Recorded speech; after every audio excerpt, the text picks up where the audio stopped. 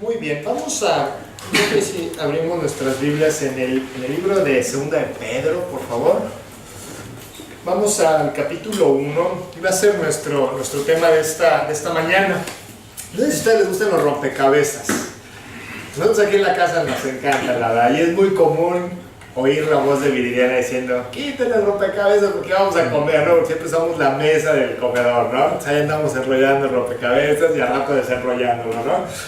Y bueno, para aquellas personas que les gustan o que nos gustan los rompecabezas, entendemos la gravedad de que falte una pieza, ¿no? No importa si las otras 1499 están ahí, ¿no? Si falta una sola pieza, realmente no está completo y se ve muy mal, ¿no? Yo en algunas ocasiones inclusive he tratado de dibujar, ¿no? Así con la forma de la pieza y más o menos tratando de imitar los colores para que se vea completo el rompecabezas. La verdad es que nunca queda igual. Y al mismo tiempo, tú vas a entender el deleite de ver el rompecabezas completo, ¿no? Donde no le falta ninguna pieza y ves que está completo el paisaje o lo que sea. La verdad es muy gratificante ver cuando un rompecabezas está completo. Bueno, como hijos de Dios, Él también nos da piezas para que nosotros las vayamos colocando en el lugar correcto en nuestra vida a su lado, en nuestra relación con Él. Si una de esas piezas no está bien colocada o no se encuentra ahí, definitivamente nuestra vida no lucirá como Dios la planeó. Dios ha planeado una vida maravillosa para todos nosotros, pero el chiste es que todas las piezas estén en el lugar correcto.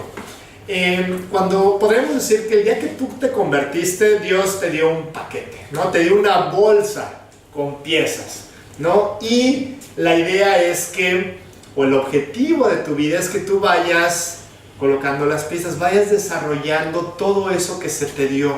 Dios nos da muchas cosas que naturalmente nosotros no podemos obtener. Y cuando nos da estas cosas, y son las cosas que vamos a ir viendo el día de hoy, la idea es que nosotros vayamos desarrollándolas, vayamos madurándolas. Yo te voy a platicar hoy de esta bolsa y de estas piezas. Entonces vamos a empezar en 2 de Pedro capítulo 1 y vamos a empezar con los versículos 3 y 4. Y dice así: como todas las cosas que pertenecen a la vida y a la piedad nos han sido dadas por su divino poder, mediante el conocimiento de aquel que nos llamó por su gloria y excelencia, por medio de las cuales nos ha dado preciosas y grandísimas promesas, para que por ellas llegaseis a ser participantes de la naturaleza divina, habiendo huido de la corrupción que hay en el mundo a causa de la concupiscencia. Bueno, vamos a empezar a explicar esto. Esta es una carta que Pablo les escribe, dice en el versículo 1: a los que habéis alcanzado por la justicia de nuestro Dios y Salvador Jesucristo una fe igualmente preciosa a la de nosotros. Es decir, esa es una carta que Pedro les escribe a sus hermanos de todas las épocas, a las personas que han vuelto a nacer, que han recibido a Cristo, y comienza Pedro en esta carta diciendo que todas las cosas que pertenecen a la vida y a la piedad nos han sido dadas. Realmente recordamos el día de hoy que la salvación es un regalo de Dios. Recordamos que nosotros no nos podemos ganar nada. No hay nada que humanamente tú puedas hacer para alcanzar la salvación, para alcanzar todo esto que estamos comentando esta mañana. Todo nos es dado por su divino poder, por el conocimiento de Jesucristo. En ese momento Dios nos hace participantes, dice el pasaje, de su naturaleza divina, ¿no? Es parte de lo que recibimos el día que nosotros nos salvamos. ¿Qué significa que seamos participantes de la naturaleza divina? Bueno, significa por un lado que nosotros podemos disfrutar de lo que Dios es. Dios es muchas cosas. Sin embargo, la gente no tiene la capacidad de disfrutar de eso que Dios es cuando no tiene una relación personal con Él. No sé, hay una persona que es muy simpática, muy agradable en esta vida, que es muy famoso, lo que tú quieras. Realmente yo no puedo disfrutar de él si no tengo una relación con él. No puedo disfrutar de sus, no sé, de su cariño o de lo que tú quieras si yo no estoy relacionándome con él. ¿no? Pero en el momento en que yo lo conozco, en que tengo una relación personal con esa persona, yo puedo empezar a disfrutar de esa persona. Igual pasa con Dios. Y en segundo lugar, el hecho de participar de la naturaleza de Dios es permitir que sus características se vayan desarrollando en ti. Imagínate las características de Dios, todo lo que Dios es, que eso puede empezar a desarrollarse dentro de tu persona.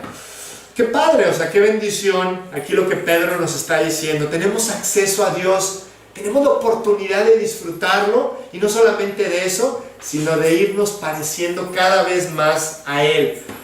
Cuando tú te relacionas con Dios de esta forma, tú disfrutas de Dios. La verdad es que Dios está ahí para que nosotros disfrutemos de Él, no para que lo suframos, para que lo cuestionemos, para que le reclamemos, para que nos la pasemos diciendo, es que es muy difícil, la vida al lado de Dios es muy complicada y no puedo y me cuesta trabajo.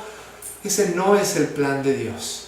El plan de Dios es que nosotros disfrutemos plenamente de Él. Y algo que nos tenemos que estar cuestionando nosotros es, ¿realmente sus características se están desarrollando en mí? ¿Realmente yo estoy cambiando? Tenemos que recordar que el ser humano tiene una naturaleza que la Biblia llama la antigua naturaleza o la carne, que es la naturaleza que todos los seres humanos tenemos desde que nacemos, que tienen una inclinación incorrecta. Todos aquellos años que tú viviste sin Cristo, ¿no? Todos esos años fueron gobernados, fueron guiados por esa naturaleza que tú tenías. Y en el momento en que llega Dios a tu vida, dice que su naturaleza es puesta en nosotros. Eso es de lo que estamos hablando. Dios entra a vivir al corazón humano y su naturaleza es puesta en nosotros. Y bueno, pues entendemos por lo que la Biblia dice y por la experiencia que nosotros tenemos, que esas naturalezas van a estar chocando toda la vida, ¿no? Una naturaleza te va a jalar para un lado y otra para el otro, como en las caricaturas, ¿no? El diablito y el angelito, ¿no? Y el angelito te quiere hacer, llevar a lo correcto y el diablito no. Bueno, desafortunadamente, eso de las caricaturas que parece una broma, es real en la vida de cada uno de nosotros. Lo hemos experimentado, como tú quieres hacer el bien, pero a veces no puedes, a veces te cuesta trabajo, a veces te vence esas ganas de hacer lo que no es correcto, ¿no? Como Pablo lo describe en el libro de Romanos, el pecado que mora en mí, le decía Pablo, esa naturaleza antigua que está en mí, que no entiendo a veces porque yo quiero hacer lo bueno, pero termino haciendo lo malo. Esa es la naturaleza, esa es la lucha de naturalezas que hay dentro de nosotros. Y la idea es que tú decidas alimentar a tu nueva naturaleza y mates de hambre a tu antigua naturaleza. Juan el Bautista decía esto.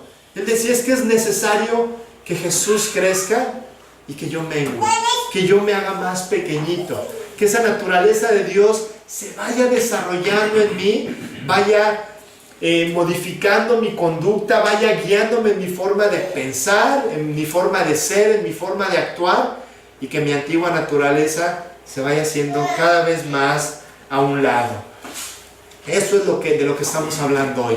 Esa naturaleza que Dios ha puesto en nosotros, esa naturaleza que Dios ha puesto en ti, quiere que tú vayas disfrutándola, que vayas desarrollándola, ¿no? Jesús, cuando Él vino, pues Él vino a morir por nosotros, definitivamente. Él vino a morir por cada persona. Sin embargo, también Jesús vino a mostrarnos cómo quiere que nosotros vivamos Dios. ¿Cómo quiere Dios que tú vivas por esta vida? En la persona de Jesús nosotros entendemos cómo Dios reacciona ante los problemas, ante los enemigos, ante los amigos, ante los éxitos, ante los fracasos, ante lo material, ante las tentaciones. Jesús estuvo enfrente de todas estas cosas. Y la idea es que tú te parezcas cada vez más a Él. ¿Qué tan cerca estamos de la persona de Jesús? ¿Qué tanto nos parecemos a Él? O te acercas o te alejas. Tú no puedes vivir en esta vida neutral, ¿no? Si llegando a un punto en tu vida espiritual en donde ni para adelante ni para atrás, o vas para adelante o vas para atrás, ¿no? Es como escalar una resbaladilla mojada. ¿no? Si no sigues moviéndote para arriba, te empiezas a deslizar para atrás. Y la vida cristiana es una vida de lucha, una vida de entrega, una vida de seguir perseverando. A veces nos resbalamos un poquito para atrás todos nos creemos un poco, pero la idea es que sigamos luchando y que sigamos que en general nuestra vida es una vida de progreso, una vida de avance.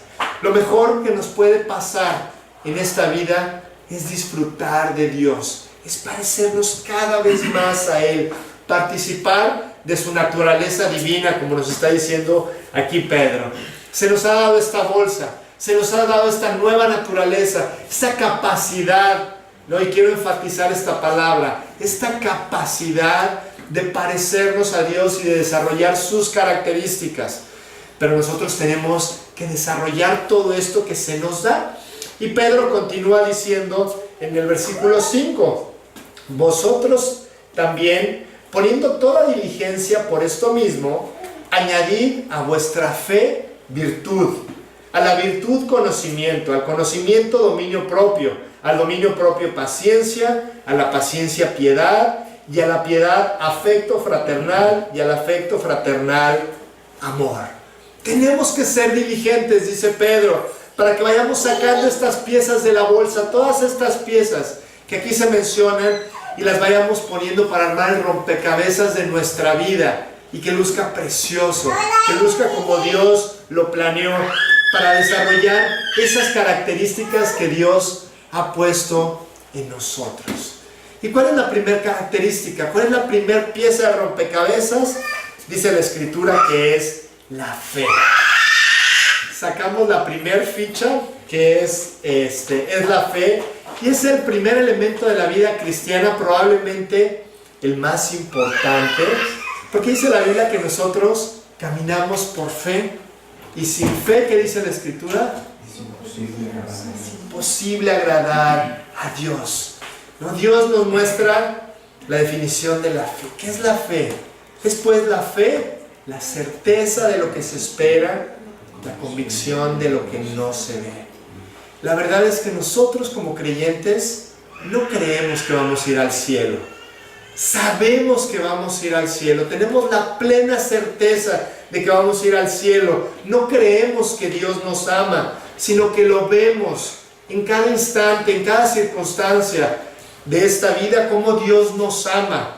La fe no es una esperanza, ojalá que me vaya al cielo, yo creo que me voy a ir al cielo.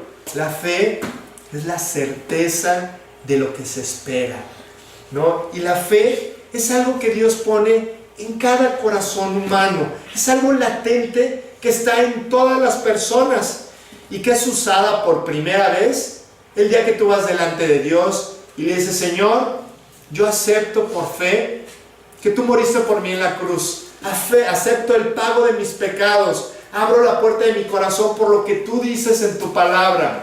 Y en ese momento Dios entra a vivir a la vida de una persona y hay que empezar a desarrollar esa fe. La fe es como un músculo que tenemos que ir desarrollando. Tú decides si eres fuerte en la fe o si eres débil en la fe. Imagínate al cuate así todo flaquito, no diciendo: ¿por qué estoy tan flaquito, no? Mis brazos así de popote. No quiero ir al gimnasio, la verdad es que nunca voy a parar en un gimnasio, no voy a hacer nada de ejercicio, pero me gustaría estar así bien fuerte, ¿no? Pues ¿cómo crees? Ese hombre ha decidido no ser fuerte físicamente. Tú y yo podemos decidir no ser fuertes en la fe, no desarrollar esta pieza que Dios ha puesto en esta bolsa preciosa que se llama la nueva naturaleza. Realmente nosotros decidimos si creemos o no. Cada vez que viene una circunstancia a tu vida, tú decides si pones tu confianza en Dios o no.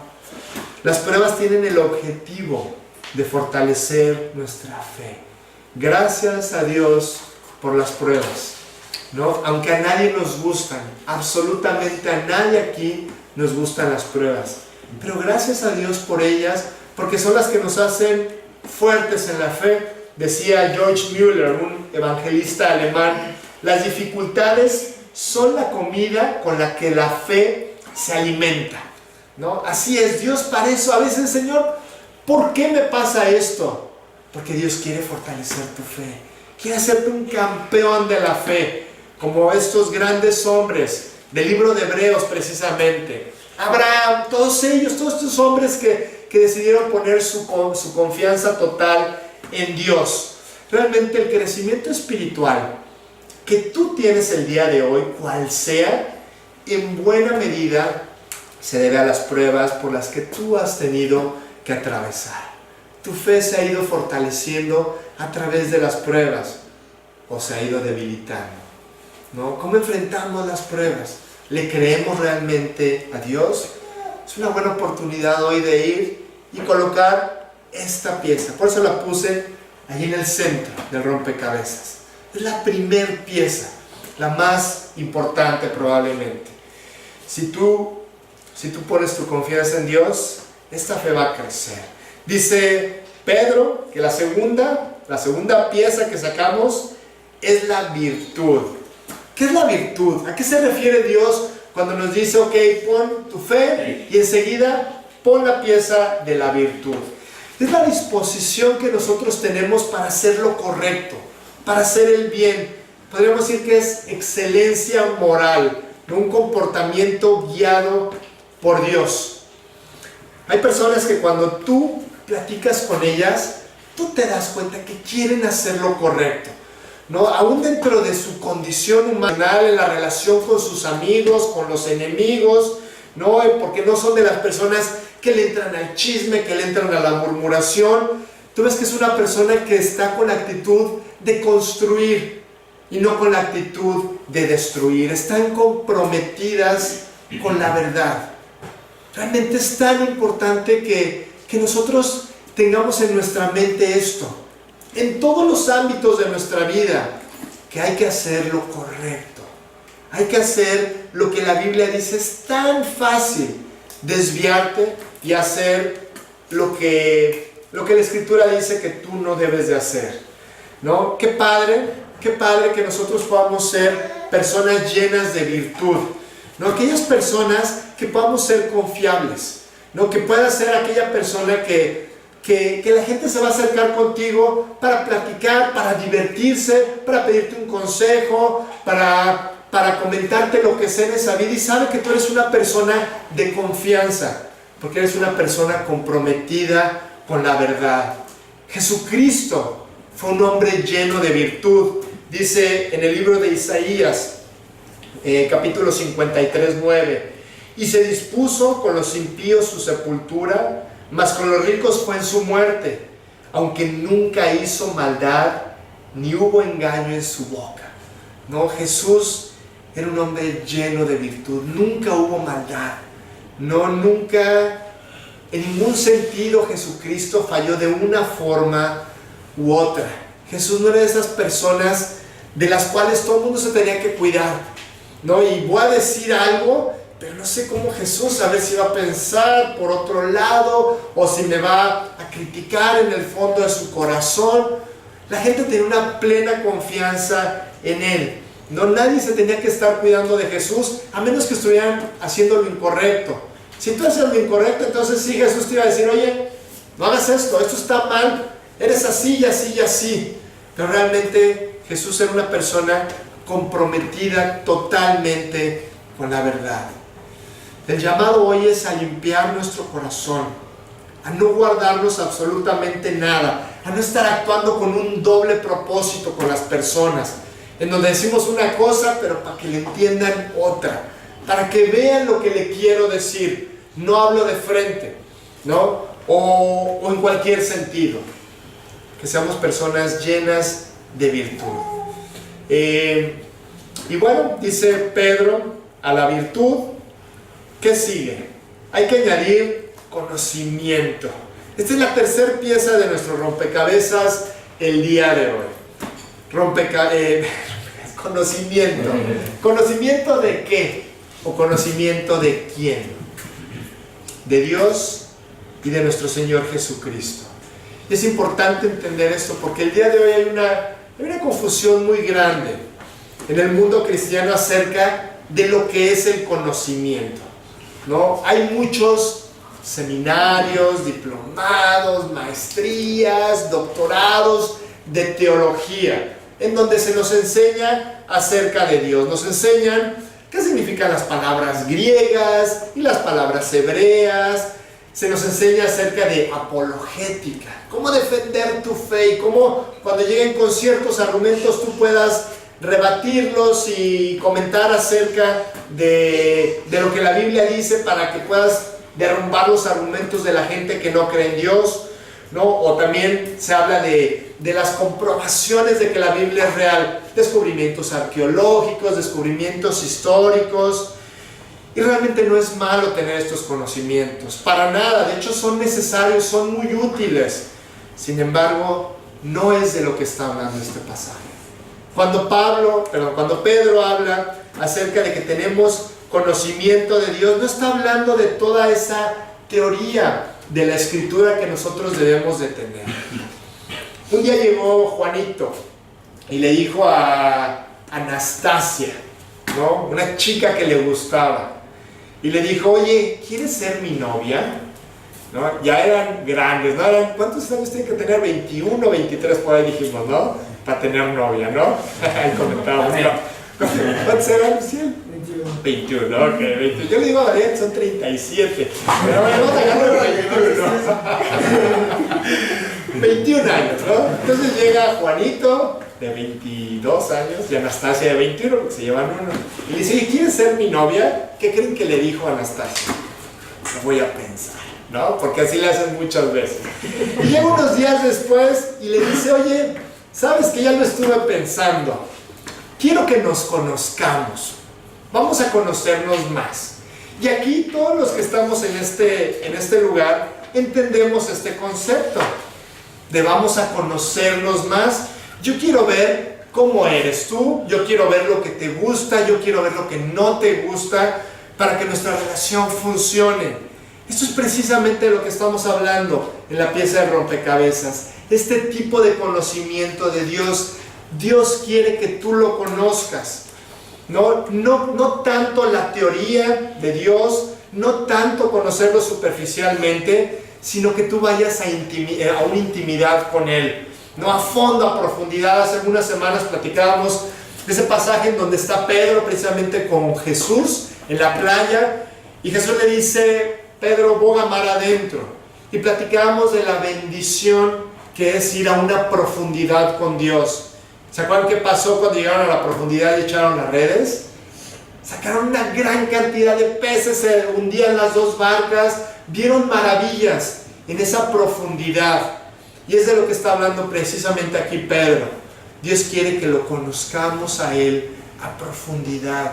Que esa pieza sea una relación con Dios muy especial, muy lejos de lo que es la religiosidad, de tener que cumplir con eso y tener que cumplir con el otro, sino que tú puedas realmente conocer el corazón y la mente de Dios. Para eso escribió Dios la Biblia. No para darnos un montón de información, sino para darse a conocer a cada persona y mostrarle cuánto la ama. Dice Proverbios 9:10: el temor de Jehová es el principio de la sabiduría, y el conocimiento del Santísimo es la inteligencia. Y aquí Dios dice: una persona, en mis términos, inteligente es aquella persona que me conoce, aquella persona que sabe cómo soy, que sabe el plan que tengo para ella, que sabe lo mucho que me importa, ¿no? Que me conoce realmente en mi esencia, no en ese concepto abstracto que tiene la mayor parte de las personas en el mundo. Ese concepto de Dios de que yo pienso que es así, yo pienso que es así, concepto que yo mismo tuve por muchísimos años. Un Dios a mi conveniencia, un Dios a mi medida, pero un Dios que yo decía: híjole, la verdad es que no sé si sea cierto o no. Algún día a lo mejor me voy a topar con Él ya que me muera, pero a ciencia cierta yo no te puedo decir, no puedo meter las manos al fuego y decirte que yo sé exactamente quién es Dios. A Dios no lo conocemos hasta que vamos a una intimidad con Él de esta forma. La siguiente pieza de rompecabezas, además de la fe, de la virtud, del conocimiento, dice Dios que es el dominio propio. Y esta palabra es fundamental en una sociedad que nos dice: déjate llevar, vive la vida, disfruta el momento, hoy es el día, ¿no? Una sociedad que te dice: no tengas cuidado de nada, el chiste es que hoy te diviertas, el chiste es que hoy lo disfrutes. Y Dios nos dice: ¿sabes? Debes de tener mucho cuidado, tienes que aprender a tener dominio propio, a poder controlar tus impulsos, a poder controlar tus deseos para hacer lo correcto, ¿no? Al final del versículo 4 se nos habla de una palabra que es un poquito chistosa, que es la concupiscencia. Y la concupiscencia es esa tendencia que todos los que estamos aquí tenemos para hacer lo que está mal, esa inclinación hacia lo incorrecto. Todos tenemos esa tendencia. Y la verdad es que el día de hoy, en esta sociedad, tenemos al alcance de nuestra mano muchas cosas que antes no teníamos para hacer lo incorrecto. Hay una apertura total a tantas cosas, hay tanto acceso a la información o a cosas solamente. Y Dios nos invita a no vivir el momento sin antes pensar en las consecuencias. La vida cristiana es una vida aburrida, pero por supuesto que no. Y lo vivimos hace unos cuantos días, ¿no? En el campamento, y lo vemos en nuestras reuniones. O sea, la verdad, la vida cristiana es una vida padrísima, que podemos disfrutar enormemente, contrario a la que mucha gente nos dice, ¿no? A mí mis amigos me dicen así: yo no me quiero hacer cristiano porque es bien aburrido, no puedes tomar, no puedes esto, no puedes ir a fiestas. Y yo les digo: bueno, ¿qué concepto tan equivocado tienen, no? La verdad de la vida de los creyentes, ¿no? Yo tomaba mucho, y la verdad es que, en primer lugar, a mí nadie me dijo que no tenía que tomar, ¿no? Cuando empecé a leer la Biblia, yo me empecé a dar cuenta de lo que yo era, de lo que yo necesitaba, y Dios empezó a producir en mí una convicción muy fuerte para dejar eso y muchas otras cosas. Y la verdad, sinceramente, yo te puedo decir que me divierto en las fiestas muchísimo más el día de hoy de lo que me divertí antes, la verdad, ¿no? Entonces, Dios dice: cuida las consecuencias, checa las consecuencias, checa lo que estás haciendo. Y aquí me quiero dirigir un poquito a los jóvenes, a los chavos que están estudiando el día de hoy, ¿no? Que van a la escuela, y la verdad es que ustedes, mejor que nadie, saben todo lo que hay allá afuera, ¿no? A veces los papás ni siquiera sabemos al 100% todas las cosas a las cuales ustedes tienen acceso, ¿no? En cuanto a drogas, en cuanto a sexo, en cuanto a violencia, en cuanto a tantas cosas que son equivocadas, que alimentan esa naturaleza antigua, ¿no? Y debemos de recordar que tenemos nosotros esa inclinación hacia esas cosas. No olviden incluir esta pieza de rompecabezas en su vida. No solamente los jóvenes, sino cada uno de nosotros. Realmente es tan importante incluir esta pieza en sus vidas. Hay un amigo de nosotros, aquí en Estados Unidos, que tiene un hijo que es de la edad de mis hijos, ¿no? Entonces este muchacho, bueno, era un muchacho, él se convirtió, empezó a vivir para Dios de una manera increíble. Y eran las personas que organizaban avivamientos, como le llaman aquí, ¿no? En donde agarran un parque, un lugar, ponen una lona grandísima. Eso es lo que hacía Billy Graham, ¿no? Así empezó él. Entonces hacían una lona, ponían sillas, un podio ahí pequeñito, un micrófono, y durante algunos días, varias tardes, 3, 4, 5 tardes en la semana, empezaban a predicar la Biblia. Y la gente que iba pasando le invitaban, y era un lugar público para que mucha gente pudiera escuchar el mensaje de salvación. Este muchacho era lo que hacía, ¿no? Y él, yo nunca lo vi, pero dicen que él era muy bueno, con un corazón muy padre. Pero un día le llegaron al precio. Un día un amigo le dijo: oye, pues vamos a algún lugar, vamos a echarnos unas, no sé, una platicada y una cervecita, una cuba, yo no sé, ¿no? Total, que el chiste es que este hombre empezó a caer, una persona ya con familia, esposa, hijos, y empezó a desviarse, empezó a alimentar su antigua naturaleza, ¿no? Quitó el dominio propio de su vida, quitó esta pieza de ese rompecabezas que estaba completo. Entonces él empezó a caer. La caída nunca va a ser de un momento para otro, siempre la caída va a ser gradual. Permites un poquito aquí, otro poquito allá, otro poquito allá, hasta que te das cuenta y ya estás en el fondo.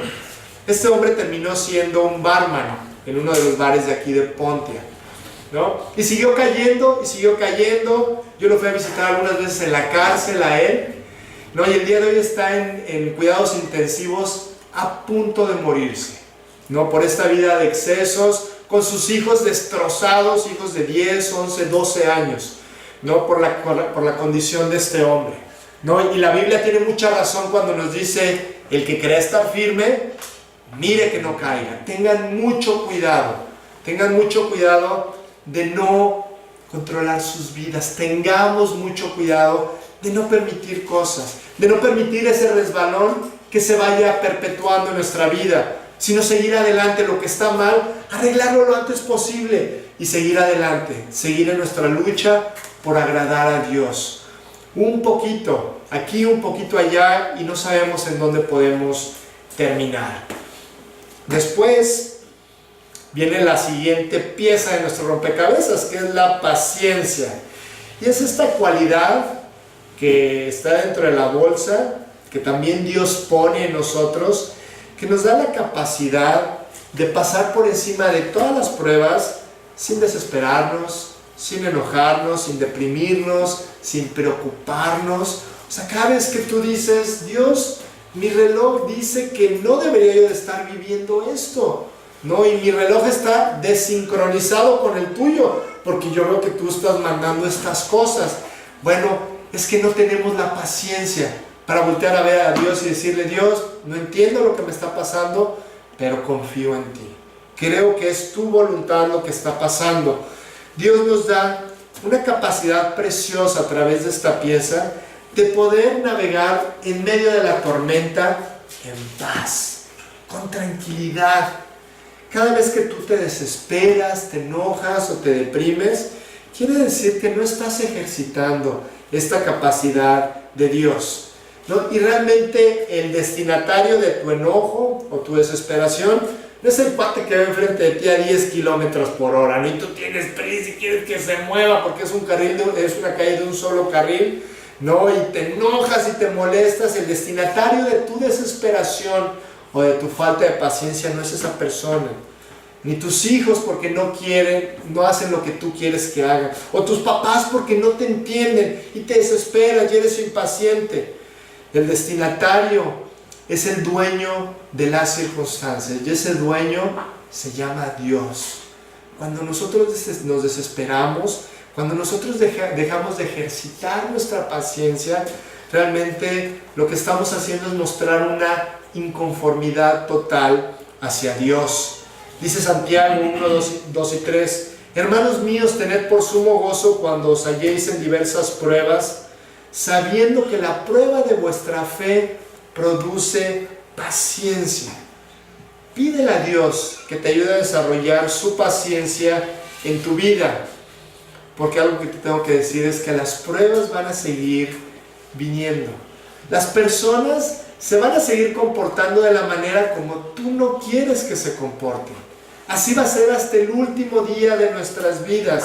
Qué preciosa oportunidad nos da Dios de desarrollar la paciencia, de poder estar en paz, tranquilos, sin desesperarnos, sin angustiarnos, no por las circunstancias que están alrededor de nosotros o por las personas que se comportan de una o de otra forma. Pedro nos dice: ok, siguiente pieza, penúltima pieza de nuestro rompecabezas, va a ser la piedad. ¿Qué significa esta palabra de piedad? ¿Qué nos quiere decir Dios al pedirnos que desarrollemos este concepto? Bueno, buscando en diccionarios y en la Biblia qué es lo que significa esta palabra, nosotros regularmente asociamos la palabra piedad con misericordia, ¿no? Que seas piadoso, que tengas misericordia o que ayudes a otras personas. En realidad nosotros tenemos piedad hacia Dios y hacia las personas. Podríamos dividir esto en dos.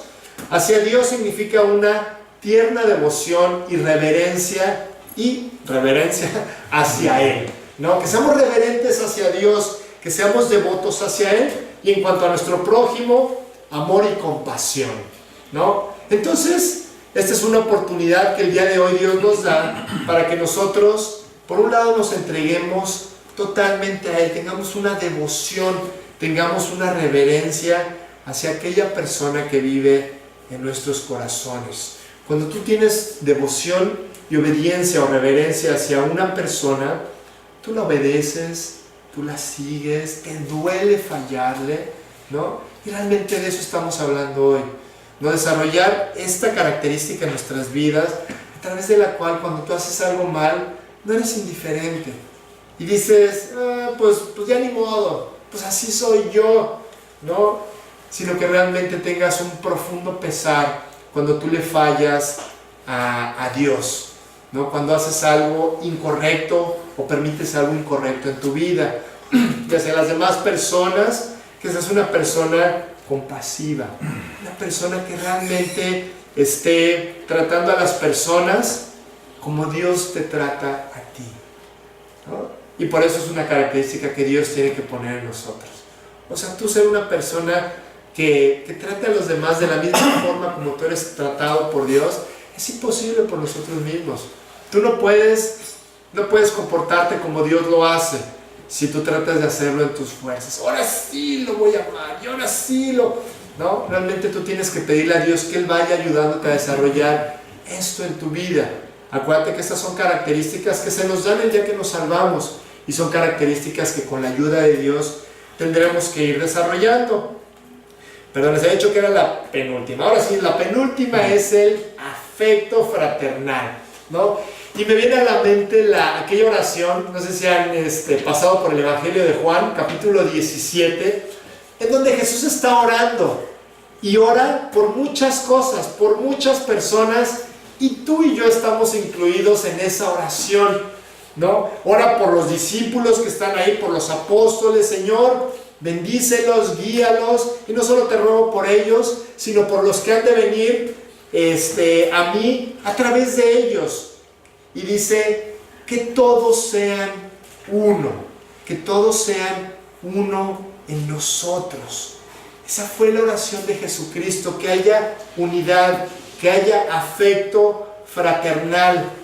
Tu vida cristiana no puede estar completa si tú no mantienes un amor fraternal con tus hermanos, ¿no? Dice Jesucristo, Señor, que sean uno como tú y yo somos uno, que así ellos sean uno en nosotros, que formemos una unidad, ¿no? Para formar una unidad de algo, significa que los elementos tienen que tener características similares. Y a mí me encanta la idea de pensar en todos nosotros, bueno, y todos los que formamos parte de este grupo, como todos somos tan diferentes, ¿no? Para empezar, venimos de lugares diferentes, venimos del mismo país, pero la diferencia es increíble para los que venimos del centro con los que vienen del norte o del sureste o lo que sea, ¿no?